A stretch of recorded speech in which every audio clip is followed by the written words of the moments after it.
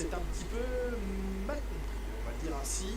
Norris par l'échappatoire. Oui, parce qu'il y avait l'Aston Martin qui roulait au ralenti pour laisser passer la Sauber qui arrivait. Norris qui avait plus d'élan, dit mince, il a l'arrêt devant moi, il faut que je double, et ça il y a un peu de confusion. Chez Sauber, la présence, je m'interrogeais lors de la FP1, réponse, oui, Mattia Binotto est bien présent ce week-end. Je rappelle qu'il a rejoint très récemment, ces dernières semaines, l'équipe Sauber. Il aura évidemment une fonction dirigeante au sein de cette équipe dans les années à venir. Sauber encore une année l'an prochain, puis Audi à partir de 2026. On l'a vu en échange prolongé auprès de Valtteri Bottas qui cherche bien sûr à garder sa position au sein de l'équipe. Oui. Dans une situation idéale, il voudrait pouvoir signer un contrat de plusieurs années. Lui proposera-t-on déjà un contrat et sur quelle durée? Toute la question est posée. Très bonne matinée ce matin pour lui. Oui, il s'est mis en avant. D'un côté, Bottas dit je voudrais au minimum 2 années, et Guanyu Zhou lui dit moi une année je prends. Même 6 courses. Donc évidemment chacun cherche Tu m'étonnes qu'il prend. occuper les derniers baquets disponibles pour l'an prochain. Il en reste officiellement 3 puisqu'il n'y a pas encore d'officialisation pour Kimi Antonelli. Il en reste dans les faits 2. Celui occupé pour l'instant par Daniel Ricciardo chez Racing Bulls et donc chez Sauber. L'un des 2 pilotes, si ce n'est les 2, devront peut-être quitter la position. Hülkenberg a signé. Qui a ses côtés? La question en tout cas reste posée à cet instant. Pilote en gomme médium aujourd'hui. Première séance. Ouais. Et là, hormis Daniel Ricciardo, pour l'instant, tous les autres sont sur de la meilleure. On a vu les...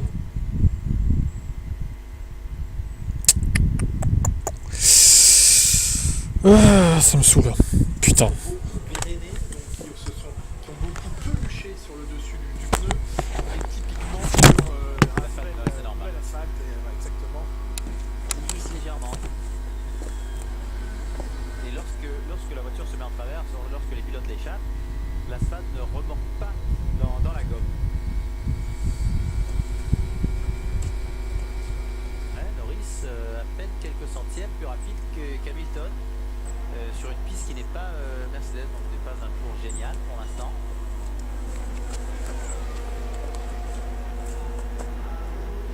Ça gronde, l'homme qui vous déboîte l'épaule plus vite que son ombre lorsque vous gagnez une course. Vous n'avez pas remarqué? Vous me regardez avec des yeux. Ah mais il met des tas de ses collaborateurs parce que sa joie évidemment déborde, surtout quand ça gagne. Et donc, En américain, il est très vivant. démonstratif. Franck, vous aussi vous êtes démonstratif, mais vous déboîtez pas les épaules des gens. Si vous voulez une tartasse, vous me le dites. Vous parlez tout à l'heure des pilotes incertains pour l'année prochaine.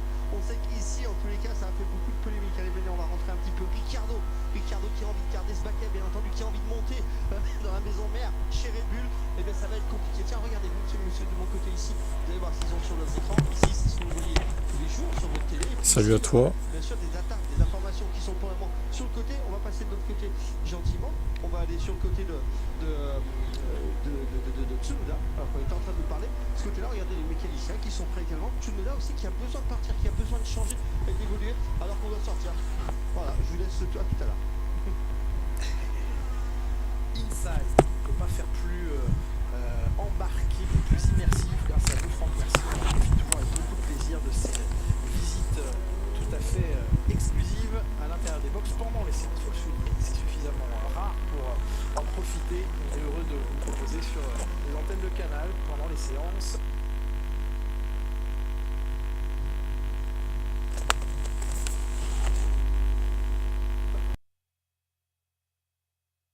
Curie, et on apprécie. Norris, pour l'instant, provisoirement le plus rapide, une 21,605 pour lui. On va rappeler le meilleur temps signé lors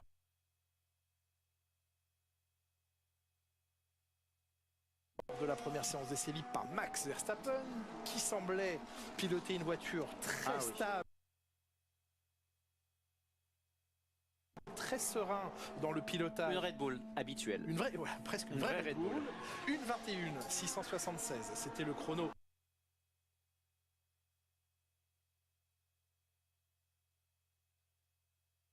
de ce matin. Vous pouvez donc considérer, observer qu'il a déjà été battu, mais on le sait, cette piste ne va cesser de s'améliorer.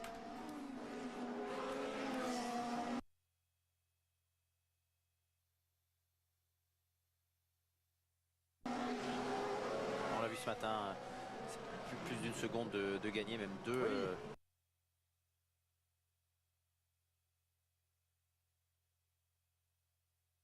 Juste avec la piste qui se gommait. Puis les F3 et les F2 sont passés par là pour leur qualification, donc ça aide quand même.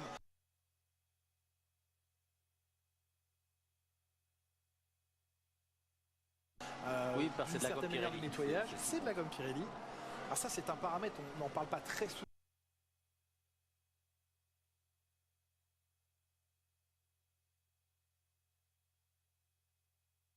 Mais de temps en temps tout de même, des circuits où sur un même week-end, plusieurs compétitions se retrouvent en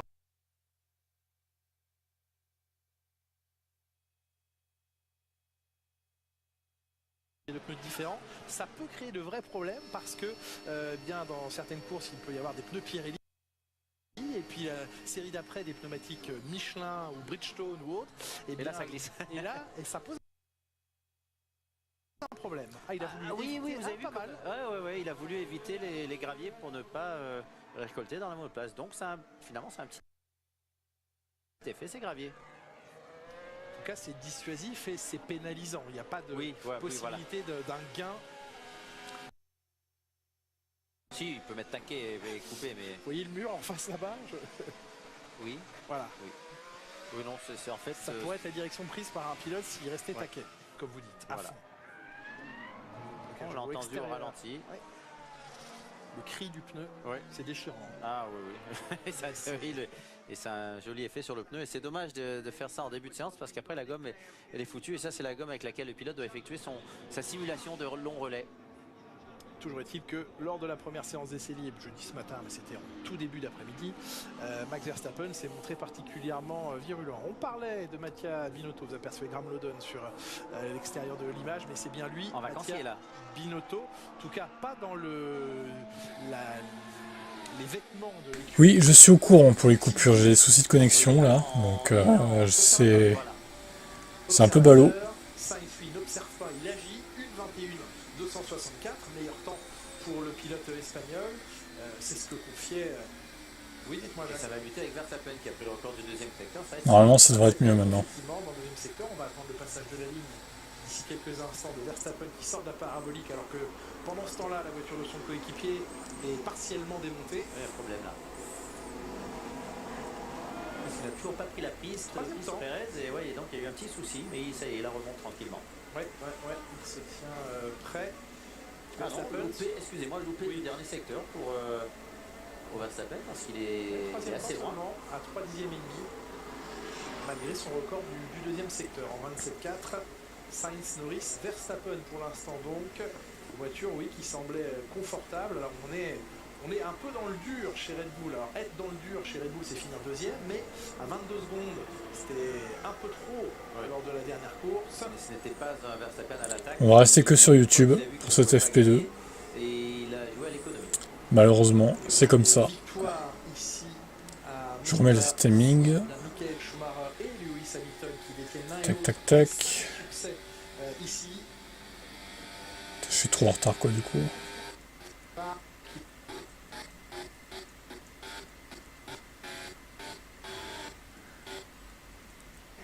Allez, c'est bon. Non, il ne s'en est même pas rendu compte. La voiture, le morceau de gomme qui touche l'asphalte était encore sur l'asphalte. Il est assez clean et a reçu des points sur sa licence pour avoir été penalty free. Ouais, c'est bien ça. Bon, bah, c'est un pilote propre, c'est déjà ça. Après, on verra si niveau perf il est là ou pas quoi. Plutôt bon parce que je pense que c'est très difficile de tirer des conclusions à ce stade du week-end. On a vu sur les dernières courses que la hiérarchie du vendredi matin, c'était pas la hiérarchie du vendredi après-midi, pas celle du samedi et pas celle du dimanche. Donc faut pas s'emballer dans un sens ou dans un autre. Mais pour l'instant, ça va comme on l'imaginait.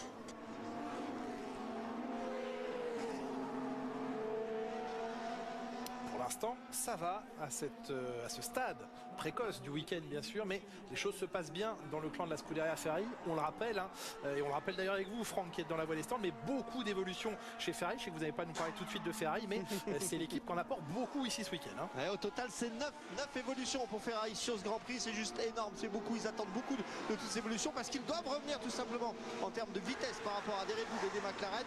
Je vous rappelle tout à l'heure, chez Racing Bull, c'était pas compliqué, nouveau presse officier, la personne qui s'occupait de Ricciardo, qui n'avait pas du tout l'habitude de nous voir à l'intérieur, donc il nous a arrêté et puis derrière qui s'est excusé. Donc tout ça, pas de souci. Ici, on va pouvoir remettre en route, notamment avec George Russell qui n'a toujours pas roulé le crash de Kimi Antonelli. En fait, il n'était pas si léger que ça. On est encore en train de travailler de l'aileron avant, vous voyez, c'est au niveau des ballasts. Les voitures, on est en train de la remettre, mais elle est toujours sur les petits pics. Et puis on va se balader juste à côté parce qu'il y a un autre pilote qui roule pas. C'est bien Pérez, la voiture est en train de redescendre. Pérez, c'est un petit peu plus normal parce que chez Red Bull, on est en train de travailler sur ce fond plat absolument dingue qui n'a pas fonctionné, qui a eu du mal à fonctionner. Donc du coup, sur les deux voitures, on essaye des choses différentes. Alors je vous rassure, les choses les plus compliquées et les plus longues à faire, on les met bien sur Pérez. Logique, c'est lui qui performe un petit peu moins. Mais c'est la raison pour laquelle il n'a pas redémarré. Le nouveau fond plat, c'est toujours le même. Par contre, dessus, on vous en parle souvent. Vous savez, toutes les petites équerres qu'il y a sur les côtés qui permettent de créer des vortex pour passer à l'extérieur des roues ou au-dessus des roues. Et bien, toutes ces petites pièces, il faut les décoller, les recoller et essayer de faire un tri dans tout ça parce qu'il y en a une d'entre elles qui ne fonctionne pas. Donc on essaie de voir ça avec Pérez. Oui, petit temps perdu supplémentaire pour Pérez et c'est Red Bull qui nous l'apprend à l'instant. Changement de boîte de vitesse, une précaution prise par l'écurie Red Bull entre les deux séances et donc entre les pièces à comparer le changement de boîte de vitesse, et ben le temps se grignote sans que pour l'instant Sergio Pérez ne soit sorti de la voie des stands. Merci Franck, retour de pit lane pour Carlos Sainz, immobilisation sur sa position d'arrêt et moteur coupé pour le pilote espagnol. On parlait des jeunes pilotes qui prennent la piste régulièrement, les jeunes pilotes qui sont amenés à devenir titulaires ou qui le sont déjà pour Colapinto. Ce sera bientôt le cas de Kimi Antonelli, d'Oli Berman. Parlons d'Isaac Hadjar. Alors le pilote français, attention, spoil, on va vous donner les résultats de la séance de qualification pour Isaac Hadjar puisqu'elle a eu lieu en F2 il y a quelques minutes, donc bouchez-vous les oreilles si vous ne voulez pas connaître le résultat, mais il a signé le deuxième temps des essais qualificatifs de la F2. Isaac Hadjar qui est solide, leader. Très beau cette année. Il s'engage beaucoup avec nous. Il est dans le simulateur pour nous. Concernant les free practice, ça c'est quelque chose qui est en ce moment à discuter entre Helmut et Laurent. Alors j'espère qu'on peut bientôt annoncer. Mais très fier de lui, de sa performance. Il est grandi beaucoup en fait. Dans sa personnalité, dans sa performance, alors on est très fiers de travailler avec lui.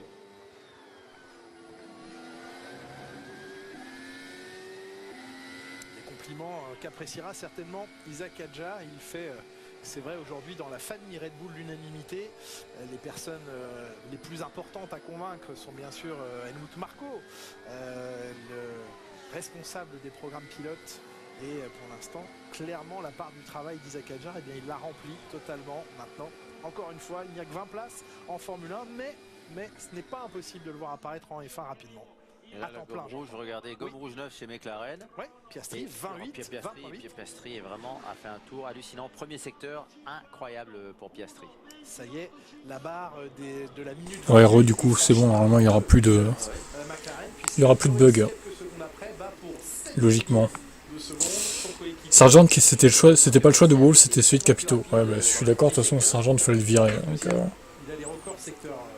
quoi qu'il arrive, bon. On est d'accord là-dessus, il fallait qu'il dégage. Il était un peu en aspi, Norris aussi. Bon, ça a peut-être aidé.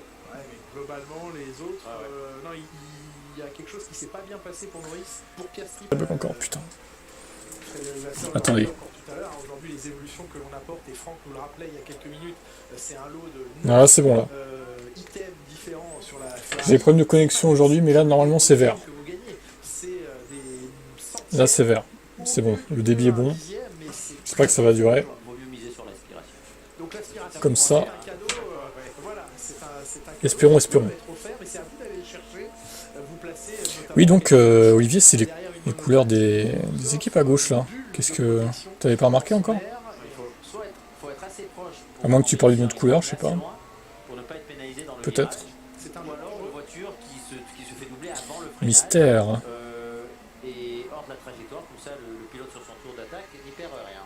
C'est un jeu dangereux, mais qui peut rapporter... Je remets le live streaming dans quelques instants. Franck, on vous retrouve dans la voie des stands avec un sujet aileron avant qui est au cœur de beaucoup de discussions en ce moment. Alors on est obligé de parler un peu des ailerons avant quand même, notamment l'aileron de la Ferrari, puis on va aller sur la polémique juste après l'aileron de la Ferrari ici, pièce un petit peu particulière. Russell, ils sont en train de réparer sa caisse, tout simplement. Je rappelle que Anthony a détruit la voiture en EL1. Du coup, un peu compliqué là, de réparer à temps, visiblement. C'est toujours en réparation. J'ai remis Twitch, Seb, si tu veux aller retourner dessus. Normalement, ça remarche. C'est bon.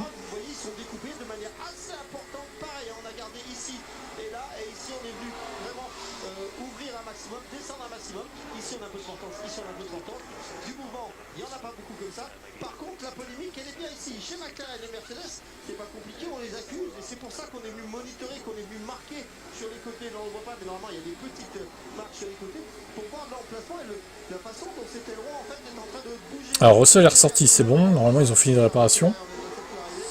Je pense que là il est en train de tester si tout fonctionne bien, etc. À mon avis. Mais surtout de cette partie ici qui va commencer à vraiment fléchir énormément, non pas spécialement dans les virages, mais aussi dans les virages. Faut dire qu'il s'était bien planté, hein, le jeune Antonelli. Il a pas fait semblant, le pilote. Et Franck, on parlait des cuts et des coupes faites dans l'aileron arrière de chez Red Bull.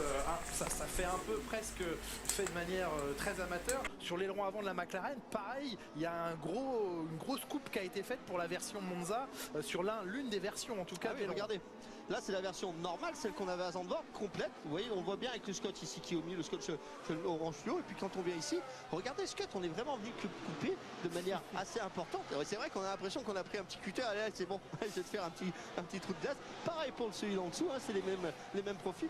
Et c'est vrai que c'est assez atypique. Et chez Red Bull, en fait, ils ont fait exactement ce même dessin ici, mais en deux fois. C'est-à-dire que sur l'aileron arrière, on a cette partie-là, on a un cut. Là, c'est le central de l'aileron arrière. Et puis, on a de nouveau un cut sur l'extérieur. C'est deux ailerons vraiment très atypiques sur les Red Bull. Merci pour tous ces détails, Franck. Alors, quelque chose bouge à l'arrière du cockpit.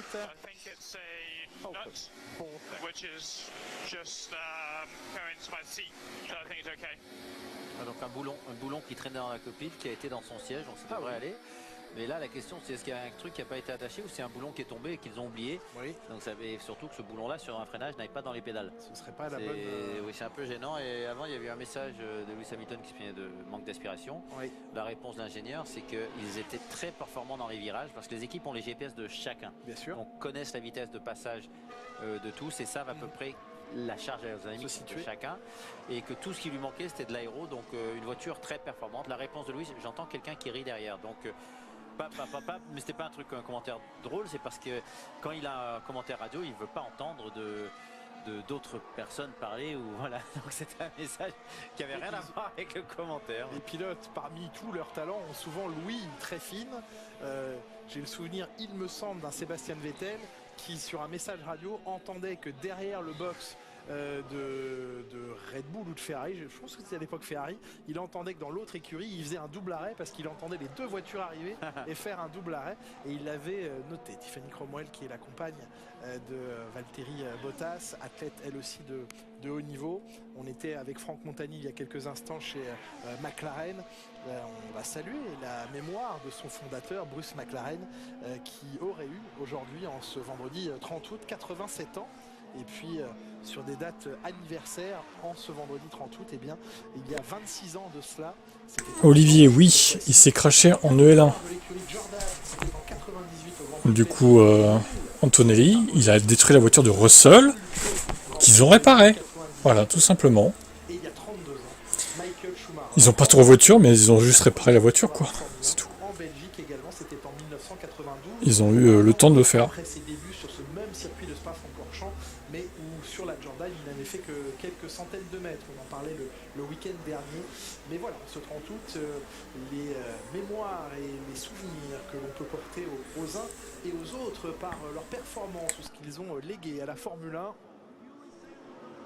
Albon remonte à la 12e position en cet instant. Colapinto dans la foulée prend la 15e place. Pérez ça va, excusez-moi, Colapinto a 2 dixièmes d'Albon, moins de 2 dixièmes d'Albon. Très respectable. Oui, parce que c'est pour l'instant c'est au niveau de Sargent alors qu'il est assis tout début, donc c'est très bien. Voilà, c'était l'aileron avant dont on discutait il y a quelques instants et que vous avez déjà vu en FP1, l'aileron arrière, sur la Red Bull qui est donc découpé. Non mais cet aileron arrière, ça me choque moi quand même. C'est exactement ça, Jacques Villeneuve, mais vous avez entièrement raison alors que l'on revoit... Ils ont cuté l'aileron arrière de la Red Bull. Hein. Flemme d'en faire un autre quoi. Décidément, cette entrée de parabolique, elle donne des sueurs froides à beaucoup de pilotes, mais c'est totalement dans l'obligation des limites budgétaires que Red Bull fait un choix stratégique de ne pas développer un aileron qui ne servira qu'à Monza et utilise une version d'un autre aileron, mais avec ses découpes. Un duel McLaren-Mercedes, pourquoi pas. De l'aileron arrière, ce sont des choix tout simplement. Et Red Bull, alors attention parce que les Mercedes, je les attends au tournant. Hein. Si c'est pour nous refaire pareil qu'à Zandvoort où vendredi elles étaient fortes et après le lendemain et le dimanche il n'y avait plus personne, bon. Méfiance hein, quand même. Hein.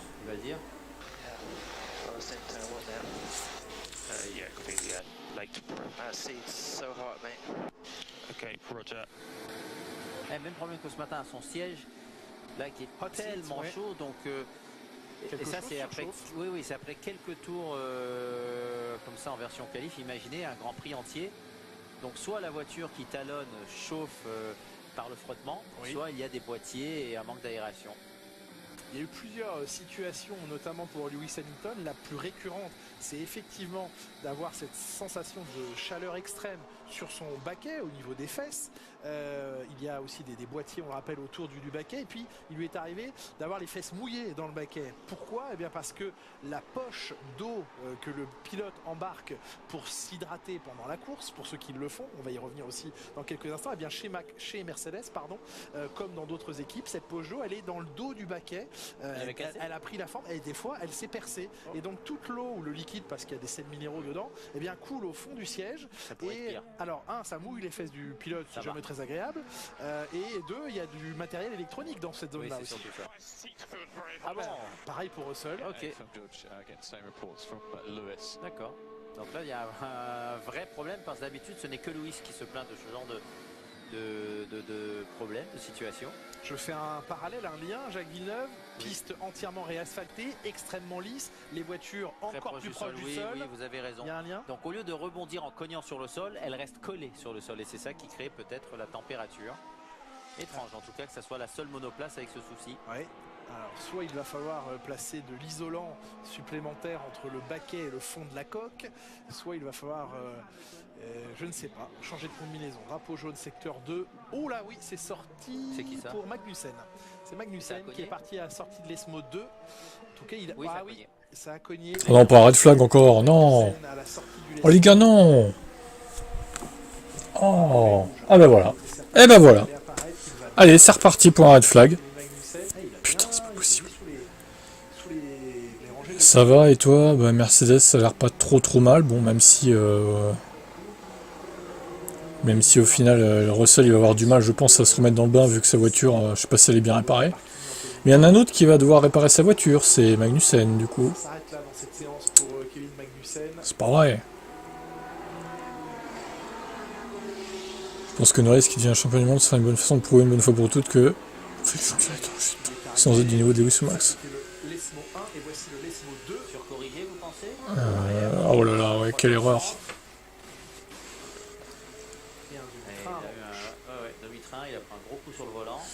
Après, Salim, ça dépend tellement des voitures.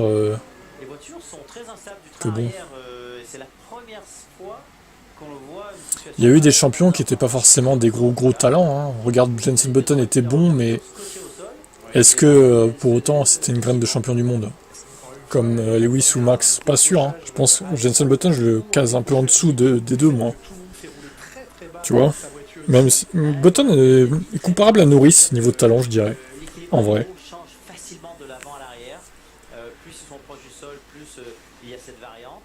Et aussi l'asphalte qui est un peu lisse. La situation elle est Donc ça simple, va, mais je suis dans le il va bien.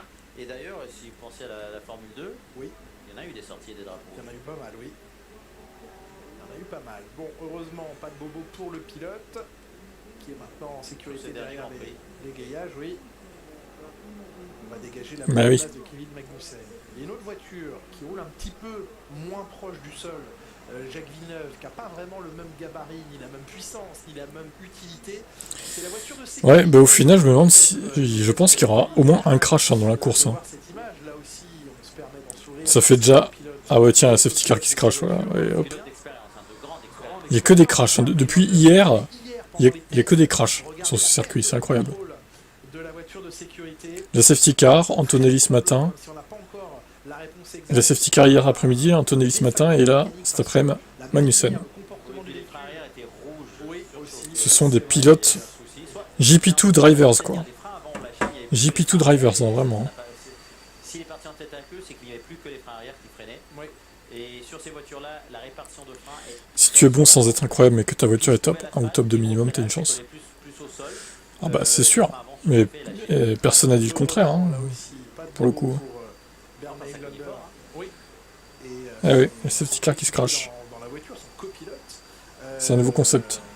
Y aura-t-il une safety car ce week-end? Oui. Safety Vous crash. savez, si vous suivez la Formule 1 régulièrement sur les antennes de Canal, il y a 2 voitures de sécurité et 2 voitures médicales identiques, bien sûr, l'une et l'autre, qui sont amenées sur chaque week-end. Donc, On va mettre la deuxième dans le mur. alors je pense qu'ils vont tâcher de réparer celle-ci, ou en tout cas de s'assurer qu'il n'y a pas un défaut sur les deux, mais il reste toujours, en cas de besoin, l'autre safety car. Et C'est vrai qu'elle soit réparable en tournant comme ça. je ne sais pas. Et admettons que la deuxième safety car ait un problème de frein aussi. Faites un coup d'œil avec vous sur les Comment qu'on fait du coup? C'est une des premières fois où vous allez voir aucune dégradation sur les pneumatiques. Regardez. On met qui en safety car du coup? Ici, absolument aucune marque. Ah ah! Pas de choc sur le pneu alors qu'on sait que la température est extrême. Et puis Ça on a serait vraiment ballot quand même. tout simplement sur le circuit parce que le pneu n'est pas du tout marqué jaune. un C'est peu- Magnussen qui s'est planté du coup. Le pneu extérieur qui n'est absolument pas marqué non plus. On n'a pas vraiment l'impression que la piste s'est mise en route pour l'instant avec ces voitures. Si vous venez avec moi, regardez, venez ici devant la voiture d'Hamilton. Vous voyez que l'aileron arrière, même s'il n'est pas plat complet, il est quand même assez débraqué. On voit qu'on a une bonne... Bah tu mets ce que tu veux Sébastien, mais bon. Le pneu fonctionne pas. Moi, on a des ronds, vous savez, plus le pneu doit fonctionner, plus le pneu va être l'élément. Moi, alors pour les cailloux, je sais pas s'ils vont se planter, mais... On a l'impression que la piste est encore est vraiment venue, qu'on a l'impression qu'il y a encore pas mal d'hydrocarbures tout simplement sur cette piste et que ça empêche vraiment de mordre, que le pneu ne peut pas mordre complètement dans le sol. Il ne mordait personne dans la voie des stands, Franck. Encore. Merci Franck. On parlait d'Aston Martin, alors pas des monoplaces de Formule 1, mais on est au niveau du garage ici et de la monoplace de Lance Stroll et de Fernando Alonso, en l'occurrence celle de Fernando Alonso. Numéro 14, le numéro 12, on l'a vu apparaître ce matin, c'est celui de Kimi Antonelli. Non, c'est pas le même virage là. Pour le coup, c'est pas la parabolique. Désormais, Les voitures médicales, c'est un SUV, c'est un vous. en mesure d'avoir tous ces points de super licence de Elle justesse. elle est encore plus lourde que la safety car, donc niveau frein, ce serait dur. Hein. Je pense que les freins de la medical car sont moins puissants en plus, à mon avis. Chaque fois que je viens, c'est red flag, mais c'est toi qui portes la poisse en vrai. L'an dernier, en F3, il lui avait 2 points supplémentaires parce que lorsque Trottinette électrique. sanctionné en piste pour Ouais. un comportement en F3, eh bien 2 points de super licence sont ajoutés. Ouais, ouais, ouais. Et ils ont compté. Et puis il y a eu 1 point attribué après les essais libres réalisés en FP1 à Silverstone. Non, par contre, ce qu'ils peuvent prendre, c'est une... je sais pas si dans le paddock, il y a des voitures électriques puissantes qui traînent, mais ils peuvent en prendre une au pire. Parce qu'avec la régénération des voitures électriques, t'as moins besoin d'utiliser les freins, donc ce serait une possibilité. Mais bon. L'accident, non, 360. Je la connaissais pas celle-là de prendre des points parce que le pilote a été bon et gentil. C'est génial. Aucune pénalité. C'est ça. Ceux qui viennent d'arriver, voilà, Magnussen dans ses œuvres. Un pointage de capacité et pas Oui, mais le fait Voilà, de Kevin, jamais s'impliquer bravo. dans des situations dangereuses, d'avoir Kevin, bon, c'est sa dernière saison en Formule 1 à lui aussi, de toute façon. Donc, Ça donne des points. roulé tranquille dans le plan pépère. Les 2 points pépères. Ça devrait plutôt être le contraire. Un paquet de pénalités, c'est des points négatifs. Pas dans le sens inverse. il est en roue libre maintenant, Écoutez, Kevin. Ça sent la fin pour lui. est récompensé en F3. On est toujours sur Il va nous quitter rouge et J'aurais bien à la aimé fin de la que saison. à l'école à l'époque. vous n'aurez eu aucun point, vous. Ah oui, c'est vrai. Salut Omar, salut Paulo. Comment va le safety car, Franck? Bah écoutez, regardez, celui-là, il va très bien. L'autre, je vous annonce, il roulera pas du Non, week-end. ah bah il d'accord. roulera plus, en fait, il est mort. J'ai discuté avec les mécaniciens d'Aston Martin qui m'ont dit, bon, entre toi et moi, mais tu le répètes pas, c'est ce que je fais d'ailleurs, je ne le répète pas. Il est plié, l'autre, il ne pourra pas rouler. Ah Mais on mince. a bien la deuxième safety car qui est là, et derrière, on a la deuxième medical car. S'ils viennent toujours avec les 2 voitures, 2 medical cars, 2 safety cars. Ici, on est sur les hot laps. Les hot laps, c'est un petit folklore qu'a organisé la FIA tout simplement pendant ces week-ends-là. Ici, C'est ce que j'ai dit tout à l'heure, Xavnik, oui. Tu es un perroquet? Ils vont avoir l'occasion tous les midis de vendredi. Tu répètes ce que les gens disent? Même peut-être de dimanche, de pouvoir venir et de rouler dans des véhicules. Alors chaque écurie invite leur sponsor, que ce soit Aston Martin, Alpine ou d'autres écuries, et chacun va rouler avec sa marque de voiture. Alors je vous cache pas que quand vous êtes invité, peut-être plus sympa de faire un tour avec l'Aston Martin qu'avec l'Alpine, mais dans les 2 cas, vous avez des pilotes officiels dans l'auto, donc c'est plutôt génial de découvrir un circuit pour la première fois, casqué et ganté avec un pilote de Formule 1. Merci, Franck. Le visage peut-être un peu inquiet de George Russell parce que entre le délai de réparation de sa voiture, il a pu prendre la piste tardivement, le drapeau rouge. On n'en est qu'à 6 tours pour l'instant dans cette première journée. George Russell Ouais, avec le siège qui chauffe, on le voit, il est à l'arrêt, il transpire. et le siège chauffant. C'est la classe. Ah oui, des fins c'est maintenant. ça, hein. Ils n'ont pas encore mis le siège clean, mais ça va venir. Sympa de la part de Kevin Magnussen après un crash de prendre tout de même du temps pour les supporters. Oui, puis il aime bien les Pour casquettes. De toute apprécier. façon, il a un moteur Ferrari, donc ça va. Les casquettes rouges. Absolument. Casquette rouge qui reçoivent de plus en plus la signature de Lewis Hamilton. Les tifosi sollicitent, évidemment déjà de longue date, mais encore plus sachant qu'il viendra dans l'écurie Ferrari l'an prochain. Salut Hamilton Junior. Combien de fans ça va faire? Il y a tous les fans Lewis Hamilton, et il y en a une tonne. Oui. Il y a tous les fans Ferrari, il y en a une deuxième tonne. Ça fait 2 tonnes. Ah ouais, C'est ça en 2 fait. tonnes Ah ouais. de supporters, ça en fait. Ouais. Et oui, bien sûr, on a hâte d'apercevoir, c'est pas d'apercevoir, c'est de suivre, et on le vivra sur Canal, l'arrivée d'Hamilton chez Ferrari, sa première sortie en rouge l'an prochain pour les tests hivernaux. Et évidemment, cette saison aux côtés de Charles Leclerc, sous la direction de Frédéric Vasseur. Voilà une situation qui nous intéresse. Celle de George Russell nous intéresse aussi, puisqu'il sera associé l'an prochain à Kimi Antonelli. Mais quid de la suite? Parce que, comme le dit Toto Wolff, j'ai lâché prise sur Max Verstappen pour 2025, mais la porte reste ouverte pour la suite. Il n'en demeure pas moins qu'en Formule 1, il y a toujours 2 voitures par écurie. Alors que vous redécouvrez l'ancien autodrome et l'ancien anneau de vitesse de Monza. C'était à fond déjà dans les années 50. Puis là, le banking, c'est alors Zandvoort à côté, c'est une planche à repasser. Je pense qu'on Vous ne n'arrive pouvez pas monter là, c'est très difficile de monter en haut. Vous mettez à l'arrêt là-haut. Non, il a c'est deux de Sébastien du coup. Il a réussi, il a raté les 2 pôles. Tu es soulagé? Chez Mercedes. Et puis Toto Wolff aime bien déstabiliser Red Bull de toute façon avec ses commentaires. Ça reprend dans 2 minutes apparemment. Oui, ils ont besoin de Pas personne. besoin d'aide, oui. Voilà, Jos Verstappen, le papa de Mac, on a un petit sujet de sortie de stand chez Alpine. On va tirer les oreilles, je pense, à celui qui a lâché la voiture un peu vite. En tout cas, tout le monde se prépare parce que la séance reprend dans exactement 1 minute 15. Oui, Jos Verstappen chez Red Bull qui met les pieds dans le plat, il le dit, je ne devrais pas le dire, mais je le dis quand même, c'est inadmissible. Je n'ai pas fait les... Bah si, tu as fait les pôles, Sébastien, qu'est-ce que tu racontes? Il serait temps que Christian Horner reprenne en main son équipe, mais je pense qu'il ne le fera pas. Tu as fait les 2 pôles. La guerre continue. Ouais, absolument. Du jour. Toto Wolff, il s'en réjouit, alors pas officiellement, pas publiquement. Kimi, qu'est-ce que t'as fait? Bah de la merde. Mécontent que ça aille un peu moins bien chez Red Bull, alors ça va pas toujours bien chez Mercedes. Mais bon, c'est la voiture de George, c'est pas grave. Il y a la McLaren. Oui, il y a McLaren Voilà, aussi, bien sûr. Ce n'est pas Red Bull va mieux. C'est pas celle de Lewis. Non, Red Bull va mieux, McLaren est là, Ferrari est là. Heureusement du côté. Une envie un jour de travailler avec Max Verstappen. Oui, la vengeance contre Red Bull d'avoir perdu La vengeance contre Red Bull. aurait complètement entériné, écrit l'histoire avec tous les records que Mercedes et Toto Wolff voulaient avoir dans leur poche, mais peut-être que ce record sera écrit par Ferrari à la place. Il y a une situation qui a évidemment plongé les relations entre Red Bull et Mercedes dans un froid glacial, c'est 2021, et ce que Toto Wolff reconnaît aujourd'hui comme une erreur importante. Ah ouais, d'accord, mais... Avoir pris directement... Waouh, comment ça change ce que vous dites, c'est incroyable. En version normale, t'as dit non, j'ai fait l'épaule. Et en français, je n'ai pas fait l'épaule. Non mais la traduction de Google, s'il vous plaît, quoi. C'est n'importe quoi.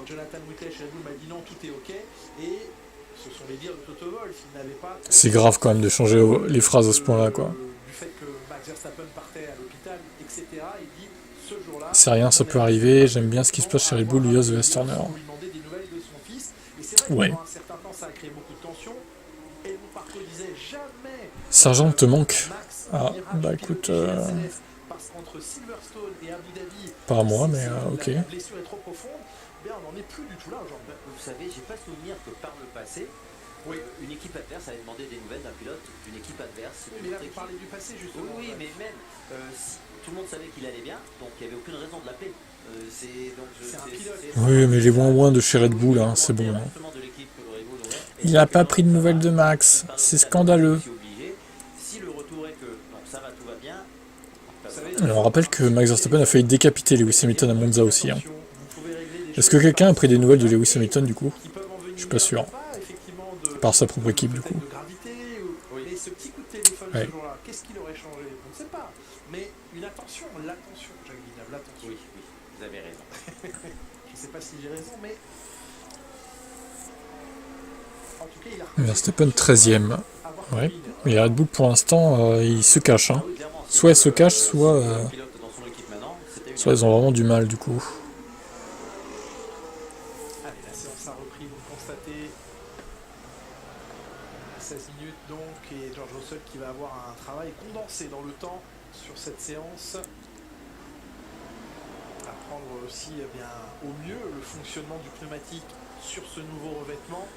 C'est un point sur lequel, notamment hier, insistait Lando Norris en conférence de presse, lorsqu'on demandait aux différents pilotes ce qu'ils pouvaient donner comme conseil ou comment ils jugeaient l'arrivée de Franco Colapinto en cours de saison. Norris dit le plus difficile pour lui, c'est que nous, eh bien, on en est à notre 16e Grand Prix cette saison. Lui, c'est son premier et qu'on a déjà presque formaté en tête et intégré, greffé dans le cerveau le fonctionnement de nos monoplaces, leur réaction sur la piste, le comportement des pneumatiques, et tout ça, c'est une palette de sensations et une compréhension longue, et lui va la débuter ce week-end, alors que nous on sait exactement maintenant comment fonctionnent nos voitures et nos pneus. Il s'est passé que Kevin Magnussen s'est craché il y a une dizaine de minutes à peu près, un quart d'heure.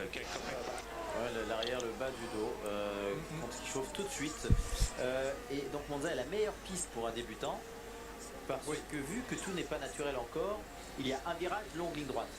Donc ça lui laisse le temps d'assimiler ce qui vient de se passer dans le virage et de se préparer et de réfléchir au virage qui vient.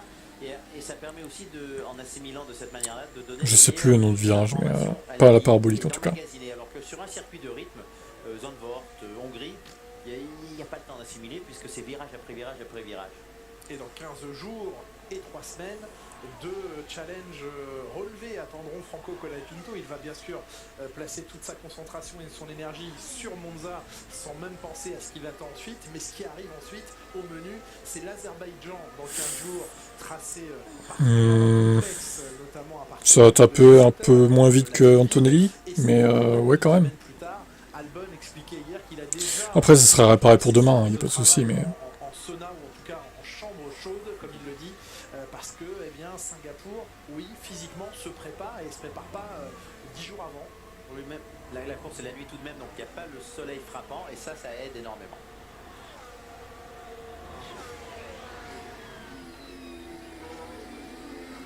Tout le monde a repris la piste dans cette dernière partie de séance. Et vous, Franck Montagnier, depuis la voie des stands, vous avez une place assez privilégiée.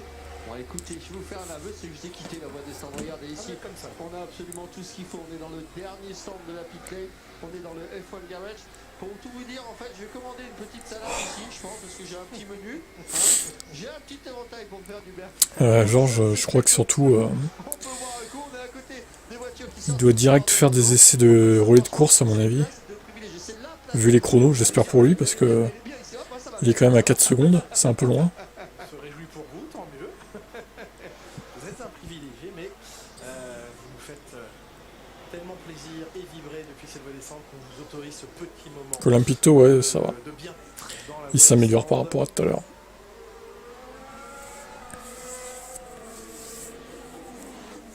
Joe qui devance sur la piste ici Daniel Ricciardo. Daniel Ricciardo, lui, ne veut pas se stresser outre mesure. Non, je ne reçois pas de pression démesurée de la part de Racing Bulls. Pardon, je connais ma mission. Si je performe, je resterai dans cette voiture.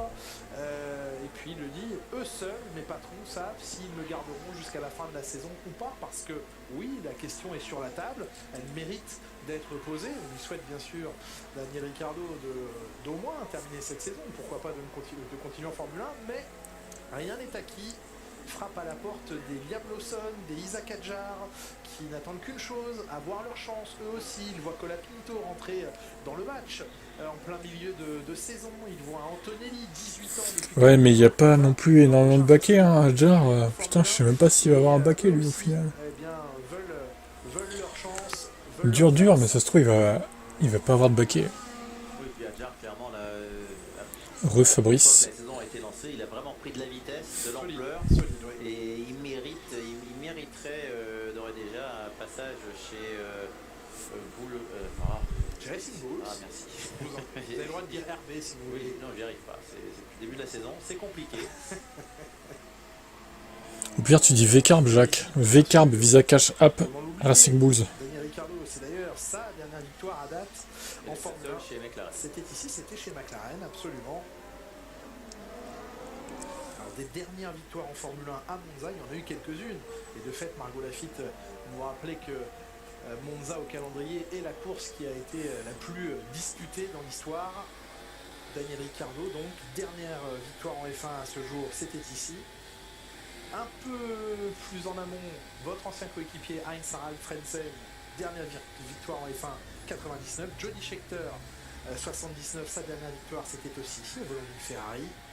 Idem pour John Surtees ou encore Phil Hill, en remontant en 61.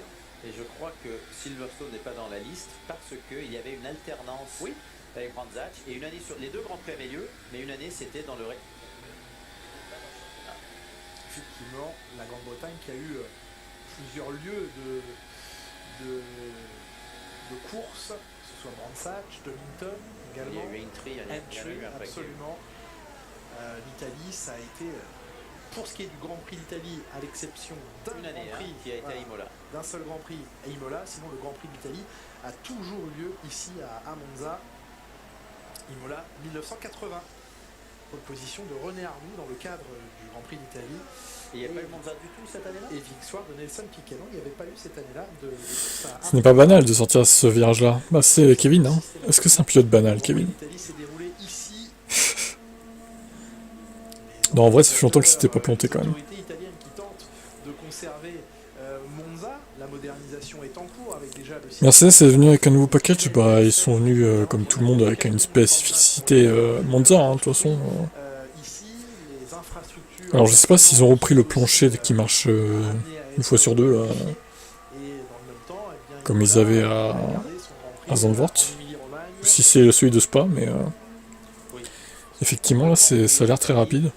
Dans la Formule 1 moderne, ça semble exagéré qu'un pays et deux Grands Prix. Bon là ils sont tous enroulés de course, hein, une 26, une 24-9, une 26-4, c'est des relais de course là. Niveau d'aspiration avec des RS ouverts derrière la Williams ici d'Alex Albon. Ouais, c'est sûr. Pour les virages. Le meilleur rythme pour l'instant, il est affiché sur les longs relais par Piastri et Norris, les McLaren qui devancent de peu pour ce qui est de Norris, Sainz et Leclerc. Mais vous voyez le nombre de tours effectués sur la gomme médium par Piastri et Norris face à beaucoup plus de tours par Sainz et Leclerc. Ouais, mais depuis le début de la saison, on voit que la McLaren en rythme de course est impressionnante. Alors, si elle frappe un coup en qualif, elle fait peur en course. Exactement. Ce qui permet à Norris de prendre de mauvais départs et d'aller gagner un grand prix. On sait que quand il est en pôle le samedi soir, celui qui est en première ligne à côté dort sereinement. Oui. Bah, qui que ce soit qui soit à côté de lui, je sais qu'il va gagner une place. Ouais. Mais les deux McLaren, hein, il y a des Oui. donc il y a des c'est procédés qui ne fonctionnent peut-être pas très bien chez McLaren. vrai. Ouais, mais il faudrait régler les problèmes de départ parce que c'est vrai que c'est un peu inquiétant là au final. Aucune de ces 4 pole positions ne l'a vu franchir le premier virage en tête. Est-ce qu'il a déjà doublé avant le freinage quelqu'un au départ? Je n'ai pas l'impression. Ça a dû arriver dans sa carrière. Non, mais Depuis pas la cette année. pole. Oui, voilà. Oui, depuis la pole, non seulement, alors il n'y a pas de place à gagner puisque par essence vous êtes en pole donc personne n'est devant vous, mais systématiquement voir l'arrière d'une monoplace après le premier virage. Oui, ça c'était un petit peu à l'agacer. incroyable ce Il était très crash. serein le week-end dernier et il savait qu'il n'y avait aucune raison de paniquer et qu'à un moment donné il aurait la possibilité de prendre l'avantage, ce qu'il a fait en 2 temps sur Max Verstappen, et Verstappen lui dire quand je l'ai vu me dépasser je savais que je ne pouvais rien faire. Vous savez, il y a souvent la donnée de quel pilote a effectué le plus de dépassements, la plus grande remontée. Mais C'est pour ce ça, qu'il il veut. vaut mieux partir dernier. Ah mais il y a eu des années où je me souviens où Lance Stroll était le meilleur remontadeur. Remontador. Il remontador. Ouais, ça sonne bien. Ouais. Ça sonne bien, c'est totalement bidon comme mot, mais ça sonne bien. Le remontador. C'est langue évolue. Pas la prétention de faire changer la langue italienne en plus, mais il remontador, c'est pas mal. C'est plus espagnol, je crois. Il c'est... Non, oui, mais Ouais, mais on est en faites un Italie. mélange. Là, Ah, pas plus que je trouve. très moderne, très moderne. Le replay de Guanyu qui participe à un petit gymkhana là ici. Oui, en fait, Red Bull semble être sauvé dans les relais. Oh, ils sont en 24, après bon. C'est vrai. Oui. Ah, oui, elle était Est-ce qu'ils ont vraiment une quantité d'essence équivalente aux autres? Et le même programme moteur, etc. Je sais pas. On parlait d'Hamilton, de ces problèmes de baquet qui surchauffe, de l'eau qui parfois a coulé au fond du siège ou sous le siège parce que l'eau qu'il embarque à bord avait la poche s'était percée. Bien Norris expliquait qu'il ne buvait jamais en course. Pour quelle raison? Eh bien, il ne veut pas, ça le rend malade. Il n'arrive pas. Oui, quand même. Après, vous pouvez voir les replays sur Et parfois, il dit, je n'entends sur même pas. X et tout. Ça doit être sorti déjà le replay du crash de Magnussen, je pense. L'obligation d'embarquer de l'eau, mais le maximum c'est 1,5 litre. Personne n'embarque 1,5 litre. C'est du poids. C'est du poids. Et surtout, je constate au dire des pilotes que de plus en plus ils ne boivent pas en course. Très étrange. Et lui expliquait, il était très très ouvert sur son état d'esprit et sur ses sentiments et ses sensations. Il dit je reste quelqu'un de très stressé. C'est un mix de stress et d'excitation avant les qualifs, avant les courses. Et il arrive que le stress soit tel qu'un dimanche de Grand Prix, je ne sois pas capable de manger ni de boire avant la course parce que j'ai trop de Ah, bah, stress. ça, il aurait dû y penser, avance pas. Ah oui, et peut-être. Bien, manger un bon burger avant la course. Non mais ça c'était Russell. Ah, pardon, Russell pour le parlais coup. de. Je me suis mélangé. Là je parlais de Norris. Ah, Norris, pardon. ouais, je parlais de Norris. Mais le steak aurait pas suffi à George Russell à Il en fallait 50 ans, au moins. Le stressé de la vie, Lando. Voilà. C'est pour ça qu'il rate ses départs, il stresse à chaque fois, quoi. Avec l'os. Toujours Manger l'os, est-il ça aurait été un peu plus dur. Ça revient à Norris, merci, qui dit donc, qui est honnête, dit j'ai encore une part de stress alors que je gère, il dit j'arrive à la gérer et j'en fais quelque chose de positif pour performer, mais je reste quelqu'un de très stressé et parfois même au point de ne pas pouvoir manger ou boire. Vous voyez, moi, ce stress d'avant Grand Prix me donnait faim. C'était le contraire. Ah oui, ça vous ouvrait l'appétit. Écoutez, en Vous week-end êtes vraiment de course, pas câblé comme tout le monde. J'avais 4 repas par jour, en incluant, c'est sans blague, j'avais tout D'accord. le temps faim. Eh bien, écoutez, Et j'avais peur d'avoir faim pendant la course. C'est ça le. vous seriez arrêté le temps juste pour manger. Vous. Ah, mais c'était dur, les grands prix à Spa où il y avait Ah oui, à ce point-là. il y avait les Allemands avec le barbecue sur le bord de la piste. Au Ça milieu de sentait course, bon. c'était très compliqué. Ça faisait mal à la tête, on sentait la saucisse là au milieu du Grand Prix. Oh, c'était dur. C'était la parenthèse. La descente avant tout. La parenthèse culinaire de cette deuxième. Bonjour, séance. c'est triste qui arrive à Alpine, le temps que j'habite à côté. Dans laquelle Max Verstappen aurait-il bloqué ses roues. Une page se tourne, effectivement. Petit blocage de roues, il a évité le petit bac à gravier. Et il n'a pas suivi les consignes. Il a contourné le bac. Et dans cette deuxième séance, on rappelle qu'il avait devancé tout le monde dans la première. Il n'est que 13e. Ça a bloqué derrière, là, on a vu à l'arrière de l'écran. Christian Horner de plus en plus soucieux. Il y a beaucoup de monde là. Il y a Leclerc. Bah, vous savez, c'est ce qu'on avait vu chez Toto Wolff lorsque Mercedes a arrêté de gagner. Ça surprend. Lorsqu'on passe des années à gagner avec facilité, c'est vraiment un changement d'équilibre. C'est un choc, effectivement. Notez déjà dans ces 3 dernières minutes les rendez-vous de demain sur les antennes de Canal. Ils en sont où en consommation moteur, les pilotes? Je sais pas, j'ai pas l'info. J'aimerais bien savoir aussi. Dès 9h25 sur Canal Plus Sport. Et puis, dernière séance d'essai libre avant les qualifications côté F1. 12h15, la Formule 1 demain sur Canal Plus Sport. Pour la FP3, les qualifications auront lieu à partir de 15h40. Séance qualif à 15h40, toujours sur Canal Plus Sport. Et un passage de ligne avec un chrono amélioré pour George Russell qui revient à 3 dixièmes et demi, 6e position pour lui et un 1:21.086 au compteur. Les vitesses de pointe, elles sont encore plus élevées que lors de la FP1, 353 km/h pour les deux Williams. Albon s'inquiétait d'un éventuel manque de vitesse de pointe après en avoir manqué à Zandvoort. Et là, son coéquipier argentin et lui-même affiche 353 km/h. Ça commence à être rapide avec des voitures aussi grosses. Oui. 325, moi j'avais déjà trouvé ça bien il y a 2 ans, Jacques. Et oui, ça marsouine là. Oui, Le rebond pour la Mercedes. Pour un être humain lambda, Jacques, c'est bien. Sur un circuit, je précise, 325 km/h, c'est bien. À l'abri comme ça dans les DRS fermés. Oui, voilà. Et Pérez lui a choisi la première chicane pour ce tout droit. Je viens de noter qu'il est 15e, Pérez. Ouais, alors les deux sont assez discrets dans le classement. Très très discret Red Bull. Hein. Un peu trop mon goût quoi. Il est allé également de sa petite sortie.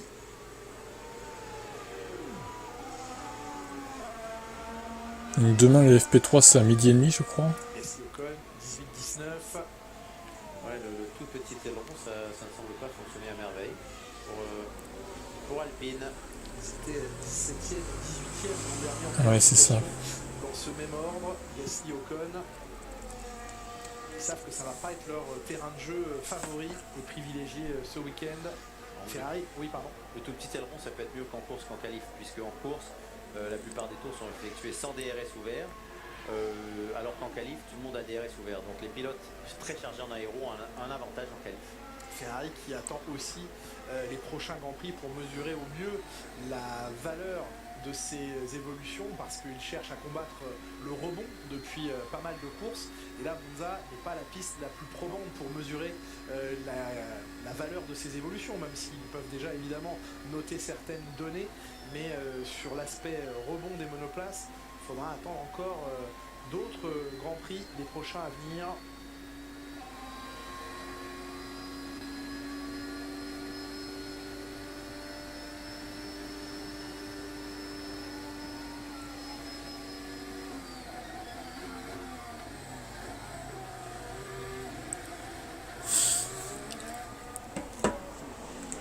Heureux Alvin, t'arrives sur la fin malheureusement. Alors niveau Vmax, on est à 350 pour Ricciardo et Alonso, 351 pour Stroll, 348 Hamilton, 347 Norris. Les Red Bull sont à 343. Ah non, Verstappen 347 du coup. 1966, si je vous dis Ludovico, vous Ok. m'aurez Scarfiotti, merci Jacques, sur une Ferrari. Verstappen cache son jeu. Salut, ça va pour le moment Mercedes? Ouais, ça va. Et si je vous dis Pierre, vous me répondez. T'as raté le crash de Magnussen, Alvin. Je suis en train de chercher un nom des années 50, mais ça peut être. Bah oui. Pilote s'appelant Pierre à avoir piloté en Formule 1, mais le dernier français, non pas le dernier, l'avant-dernier vainqueur français d'un Grand Prix, Pierre Gasly, le dernier vainqueur français, Esteban Ocon. En tout cas, c'était ici à Monza, c'était un moment historique pour le sport automobile français, le sport français tout court. 3 millièmes, incroyable. Pareil ici, Hamilton à Verstappen, bien par secteur, c'est en moyenne. Dommage pour Kimi Antonelli, bah oui. Mais bon, ça va pas remettre en cause sa signature normalement. Donc de mesurer précisément la valeur des monoplaces à l'aube de à la veille de la deuxième journée ici, et à la veille des qualifications.